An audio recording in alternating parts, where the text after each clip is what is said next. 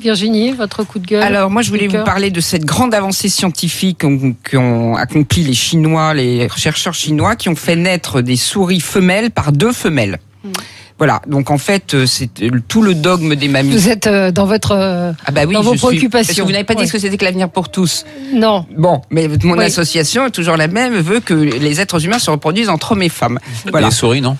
Et la souris, elle fait bien ce qu'elle veut, la souris. Alors comment ils ont fait? Alors bon, en fait, évidemment, ce qui est en jeu, c'est la modification génétique. Très vite, on prend l'ADN d'une souris, on enlève dans la cellule le noyau, on prend l'ADN d'une autre souris et avec des ciseaux génétiques, on modifie son ADN, on peut le rentrer dedans et après, on fait passer une petite décharge électrique et crac, ça fait une nouvelle souris. Sauf que il n'y a plus donc du tout de chromosomes mâles.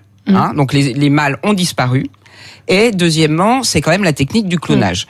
Donc, je veux vous dire par là que quand nous-mêmes, en France, nous faisons des lois qui enlèvent les hommes des actes de naissance, c'est la loi qui va arriver, la loi de bioéthique, je ne suis pas la seule à faire le lien entre ce qui se passe sur la modification de l'ADN, parce que j'ai entendu le chercheur, enfin un biologiste français qui dit évidemment que c'est applicable à l'être humain dans 5 ans, 10 ans, on est en pleine recherche, en tout cas en Chine, on transgresse l'éthique, mais par ailleurs, il est clair qu'il y a des gens qui font le lien avec ce qui est en train de se passer juridiquement.